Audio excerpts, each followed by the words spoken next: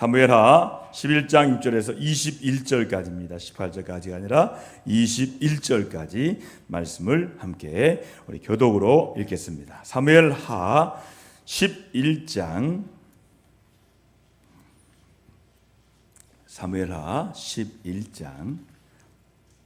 6절에서 21절까지 말씀 함께 교독으로 읽겠습니다. 제가 먼저 읽겠습니다. 사무엘하 11장 6절입니다. 다윗이 요압에게 기별에 햇사람 우리아를 내게 보내라 하매 요압이 우리아를 다윗에게로 보내니 우리아가 다윗에게 이르매 다윗이 요압의 안부와 군사의 안부와 싸움이 어떠했는지를 묻고 그가 또 우리아에게 이르되 내 집으로 내려가서 발을 씻으라 하니 우리아가 왕궁에서 나가매 왕의 음식물이 뒤따라 가니라. 그러나 우리아는 집으로 내려가지 아니하고 왕궁 문에서 그의 주의 모든 부하들과 더불어 잔지라. 어떤 사람이 다윗에게 아뢰되 우리아가 그의 집으로 내려가지 아니하였나이다. 다윗이 우리아에게 이르되 내가 길 갔다가 돌아온 것이 아니냐 어찌하여 내 집으로 내려가지 아니하였느냐 하니 우리아가 다윗에게 이르되 언약궤와 이스라엘과 유다가 야영 중에 있고 내 주 요압과 내 왕의 부하들이 바깥 들에 진치고 있거늘 내가 어찌 내 집으로 가서 먹고 마시고 내 처와 같이 자리이까. 내가 이 일을 행하지 아니하기로 왕의 살아계심과 왕의 혼의 살아계심을 두고 맹세하나이다 하니라. 다윗이 우리아에게 이르되 오늘도 여기 있으라 내일은 내가 너를 보내리라. 우리아가 그날에 예루살렘에 머무니라. 이튿날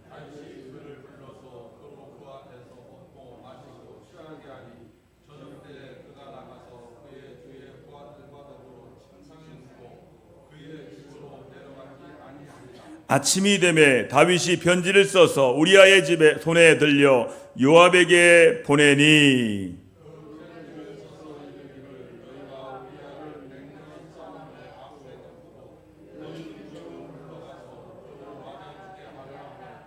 요압이 그 성을 살펴 용사들이 있는 것을 아는 그곳에 우리아를 두니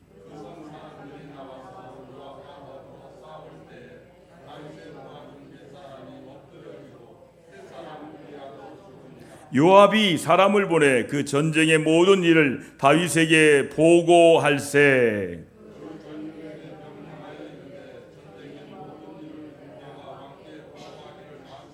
혹시 왕이 노하여 내게 말씀하기를 너희가 어찌하여 성에 그처럼 가까이 가서 싸웠느냐 그들이 성 위에서 쏠 줄을 알지 못하였냐 함께합니다. 여룻벳의 아들 아비멜렉을 쳐 죽인 자가 누구냐 여인 하나가 성에서 맷돌 윗짝을 그 위에 던지매 그가 데베스에서 죽지 아니하였느냐 어찌하여 성에 가까이 갔더냐 하시거든 내가 말하기를 왕의 종 햇사람 우리아도 죽었나이다 하라. 아멘. 이는 살아계신 하나님의 말씀입니다. 자리에 앉아서 잠깐 기도하고 말씀으로 함께 나누겠습니다. 기도하겠습니다. 하나님 아버지, 계속해서 수요일마다 다윗의 이야기를 통하여 우리 주님을 만나기 원합니다. 다윗의 인간적인 것과 다윗의 아름다운 신앙과 다윗의 삶 속에서 있었던 하나님의 구원과 은혜를 다윗의 죄악 가운데서 우리가 만날 때마다 우리 안에서 역사하는 하나님의 은혜를 함께 나누는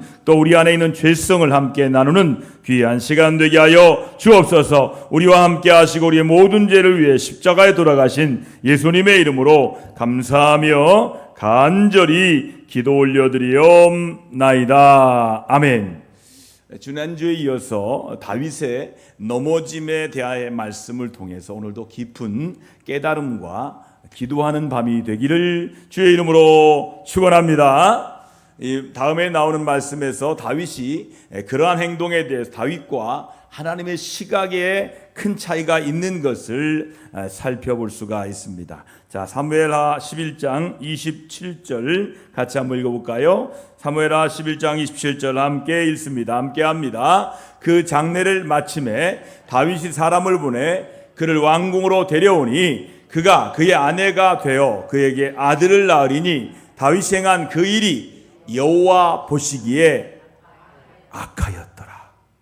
여러분, 지금 읽은 말씀의 상반절을 보시면 다윗은 자신의 밧세바와 간음하고 죄를 숨기기 위해서 그 여인의 남편을 전쟁에서 죽게 만듭니다. 그것은 요압만 알아요. 다윗하고 평생 요압에게 다윗이 꼼짝 못했던 것은 이것 때문이에요. 왕하고 둘이 짠 거예요. 요압아. 그래서 우리아를 죽게 했어요. 그 여인을 자신의 아내로 맞이하는데 아무 거리낌이 없습니다. 심지어 아무 걱정거리도 없는 듯합니다. 다윗의 범죄를 모르는 사람들은 다윗이 전쟁터에서 이 전사한 부하의 아내 우리아의 아내를 거두어주는 아주 자비로운 왕으로 생각했을 수도 있습니다. 그러나 하나님은 속일 수 없습니다. 하나님의 시각은 달랐어요. 20절 하반절을 보시면 다윗이 행한 일이 여호와 보시기에 악하였더라 라고 기록하고 있어요. 하나님께 다윗의 그러한 행동을 보시고 이제 내가 나를 업신여기고 사무엘하 12장 10절 이렇게 말씀하셨어요. 이제 나를 업신여기는구나. 내가 너를 왕 삼았더니 이제는 나를 업신여기는구나.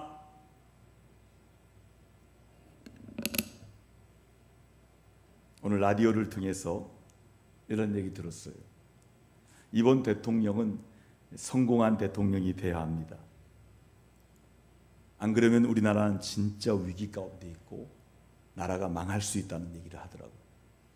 이 성공한 대통령이 뭡니까? 진행자가 물어보니까 대통령이 되자마자 했던 그 이야기가 그대로 하면 성공한 대통령.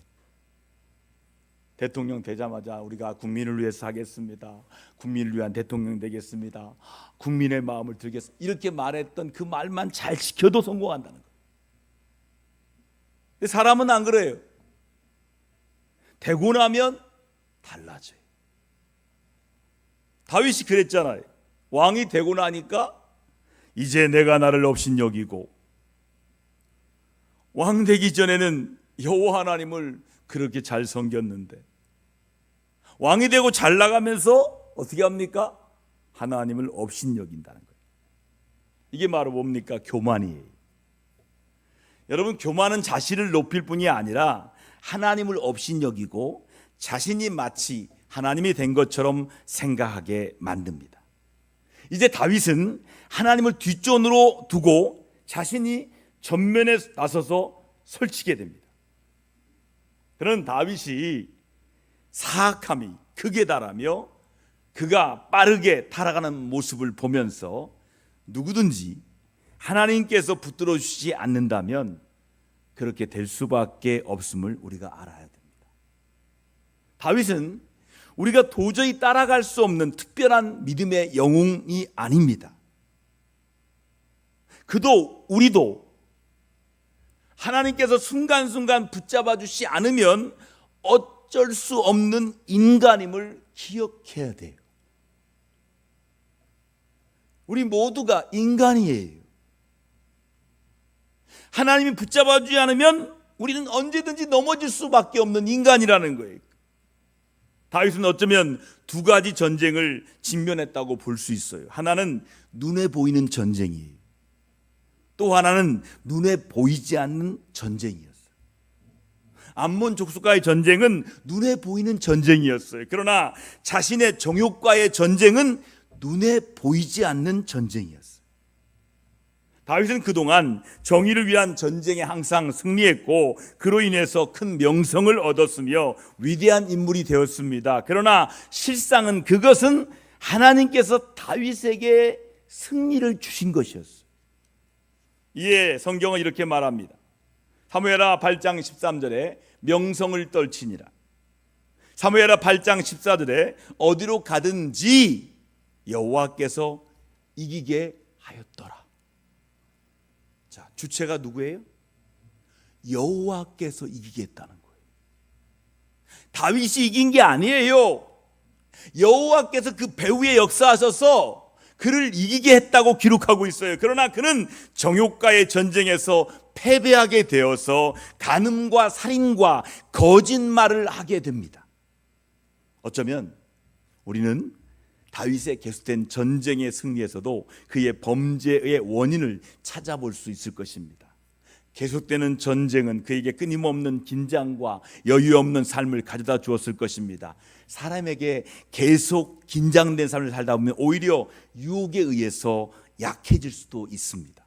또한 계속된 승리는 그에게 자만심을 느끼게 했을 것입니다. 잘 나갑니다. 그러면 어떻게 됩니까? 자만심이 느껴져요. 그러한 삶을 그로 하여금 죄에 대해서 둔감해지도록 했을 것입니다. 자신을 대단하다고 생각하고 자신이 한 일도 대단하다고 생각하게 되면 작은 죄악에 대해서 경계심을 해제되는 경향이 있다는 거예요. 그렇게 큰 일을 하다 보면 이 정도의 작은 죄는 어쩔 수 없다거나 그럴 수도 있다라고 합리화할 수도 있다는 거예요. 그리고 한번 작은 죄를 짓게 되면 그 죄의 올무에 계속 끌려가게 됩니다. 이 사실을 여러분 기억하시기 바랍니다. 이 밧세바의 문제점은 우리가 지켜볼 수가 있어요. 다윗만 죄를 지었느냐? 아니, 밧세바도 무엇인가 문제가 있다는 거예요. 일반적으로 다윗이 주도적으로 범죄를 이끌었기 때문에 밧세바에게는 큰 문제점이 없는 것처럼 우리가 생각하기도 합니다. 그리고 그러한 생각이 틀린 것은 아닙니다. 그런데 우리가 그 여인의 문제점을 언급하는 것도 의미가 있다는 생각이 들어요. 참으로 놀라운 것은 다윗의 간음 사건에서 밧세바가 거부한 흔적이 전혀 나오고 있지 않다는 사실입니다. 아마도 절대적인 권한을 가진 왕의 요구였기 때문에 그럴 수도 있을 것입니다. 그런데 그 나라는 왕이 다스렸지만 동시에 하나님이 다스리는 신권 정치였어요. 다윗이 말했잖아. 여호와는 나의 왕이시다. 나는 그분의 종이다. 그러니까 다윗이 다스렸지만 하나님이 다스리는 신권 정치였어요. 하나님께서 다윗을 기름 부어 왕으로 세우셨으면서 이 다윗은 처음부터 하나님을 아주 신실하게 섬기는 왕이었기 때문에 그 나라는 일반 세상 나라와는 판이한 왕국이었습니다. 그런데도 밧세바는 다윗의 왕의 요구를 싫어했거나 거부한 흔적이 전혀 없습니다. 다른 것은 몰라도 적어도 자신이 한 여자의 아내라는 사실을 분명하게 말했어야 했습니다. 그 여인은 다윗이 자신의 미모에 관심을 갖게 되자 그것을 받아들인 것처럼 보입니다. 혹시 그것이 밧세바의 허영과 욕심은 아니었을까 묵상해 볼 수 있습니다. 2007년에 제60회 칸 영화제에서 전도연 씨가 밀양이라는 영화로 여주연상을 받았습니다. 아마도 그 영화는 기독교적 내용을 가장 많이 가지고 있는 비기독교적 영화라고 볼 수가 있어요. 교회도 나와요. 근데 비기독교 영화예요. 이 영화는 이청준 작가가 쓴 벌레 이야기 소설을 이창동 감독이 영화한 것입니다.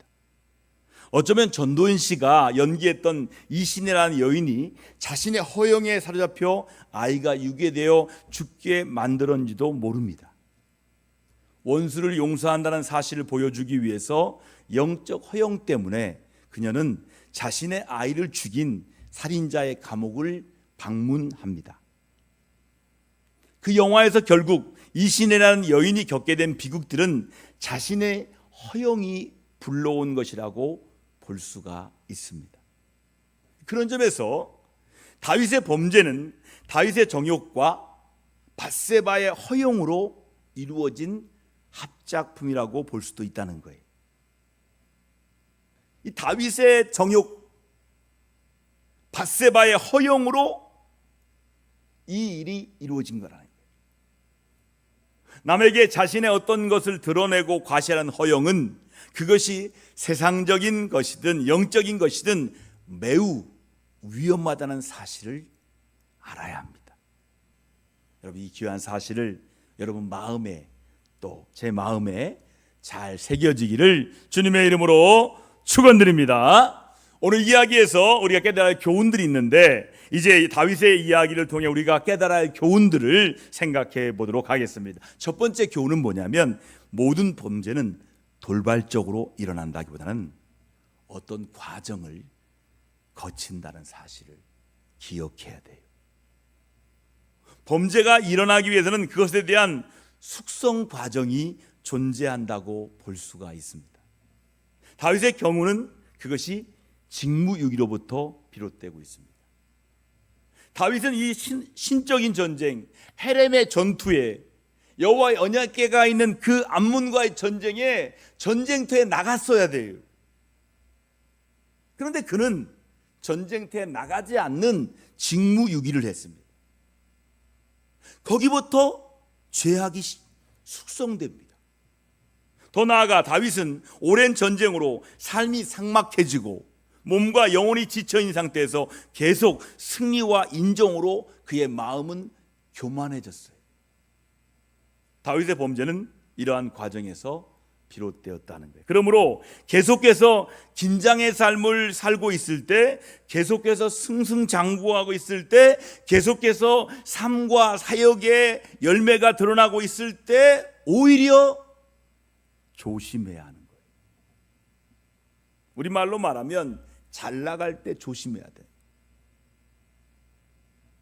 그때 할 말로 넘어질 수 있을 대로 죄로 대해 죄에서 둔감해지고 죄에 대해서 경계심 해제되어 있으며 자신의 범죄에 대해서 합리할 준비가 되어 있기 때문입니다.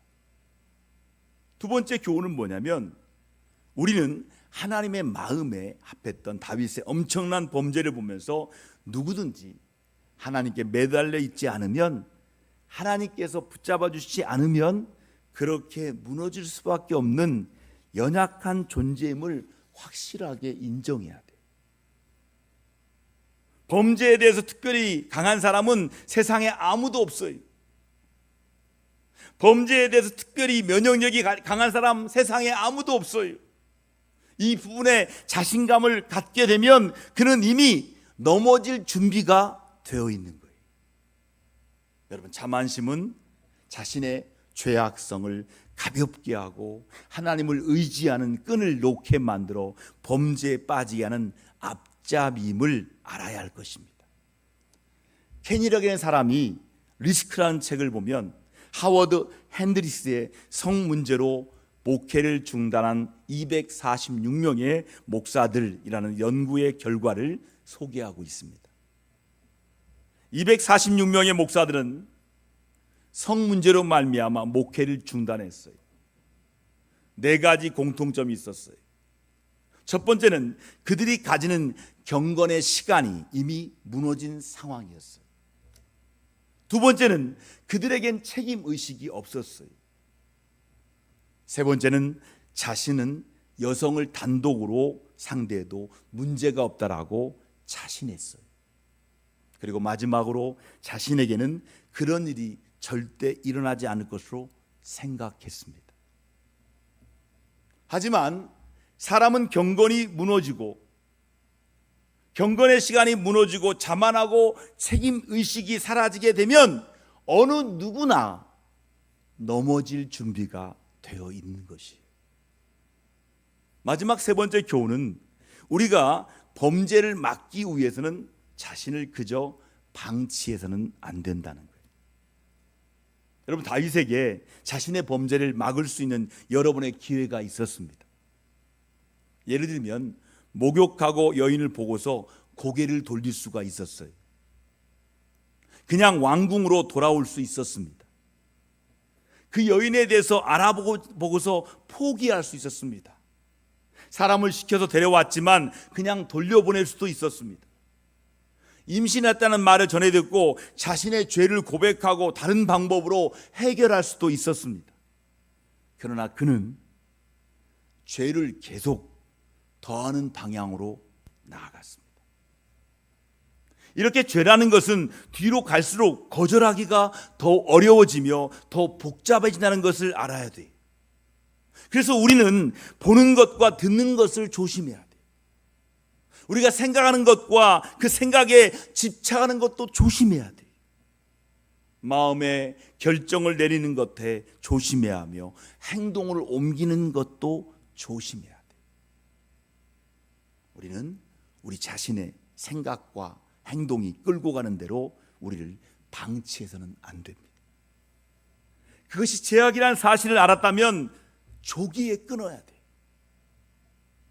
우리 일상생활에서 죄의 숙성 과정, 하나님께 붙들림, 자신이 방치되어 있지 않음에 깊게 생각하는 습관이 있기를 주님의 이름으로 간절히 축원을 올려드립니다. 우리 함께 기도하실 때 누구나 다윗처럼 넘어질 수 있음을 인정하고 교만하지 않고 하나님께 늘 붙어있게 해달라고 우리 간절히 기도하시고, 포도나무에 가지가 붙어있듯이 하나님께 친밀하게 붙어 의지하는 삶을 살게 해달라고 우리 간절히 말씀을 기억하며 다윗을 생각하며 함께 기도하겠습니다. 기도합니다. 하나님 아버지 감사합니다.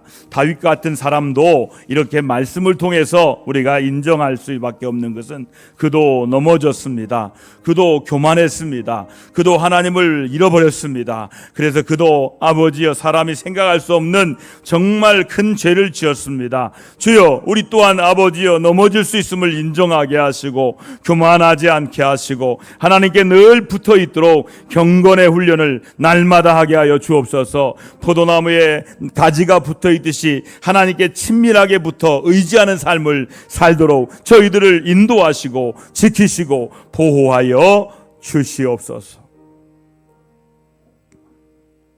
다윗처럼 누구나 넘어질 수 있음을 인정하게 하셔서 겸손히 주님만 붙들게 하시고 주님과의 친밀한 교제, 경건의 훈련을 날마다 하게 하여 주옵소서. 그래서 주님이 붙들어 주셔서 주님이 함께 하셔서 죄로부터 날마다 멀어지도록 축복하여 주옵소서. 죄를 지면 그 죄가 또 다른 죄를 낳는 것을 기억하게 하셔서 늘 조심하고 그때그때 주 앞에 나와 회개하는 경건의 삶으로 인도하여 주시옵소서. 그리함으로 말미암아 하나님과 멀어지지 않는 삶으로, 하나님과 친밀한 삶으로, 하나님과 함께하는 삶으로 인도하여 주시옵소서. 예수님의 이름으로 감사하며 간절히 축복하며 기도 올려드리옵나이다. 아멘.